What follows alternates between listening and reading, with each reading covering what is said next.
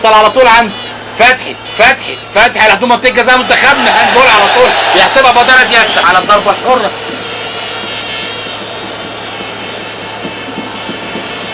ادي اهو حسني عبد ربه،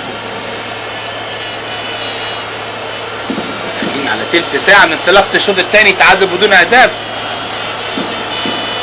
لسه حسني عبد ربه والتركيز، لقاء سهل يا رجاله، عايزين نطلع بالثلاث نقاط باذن الله.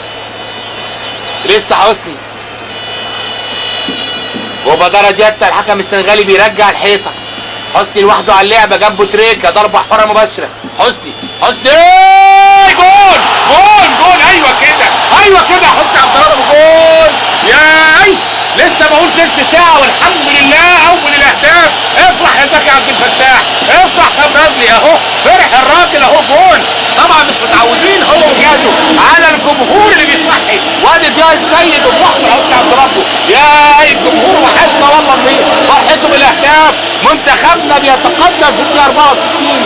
حسني عبد ربه والله عليك يا ابني، ضربه حره زي ما الكتاب بيقول. وادي براتي بيت التعليمات، قول زي ما انت عايز تقول، الملعب شكله هيختلف. وادي حسني حطتها حلوه وواشنطن متشكرين يا عم واشنطن، حطها لنا ودخل بيها.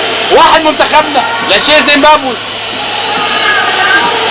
هدف ضربه حره جميله راح معاه واشنطن، لكن اكد دخول الكره. وبرادلي اهو فرحان، حقك تفرح يا برادلي، لكن لازم بقى منتخبنا يستمر في الضغط. بلاش بقى بعادة اللاعب المصري نبدا نميل ان احنا ندافع ونأخر اللعب شويه. ادي حسني عبد ربه بيشكر ربنا اهي.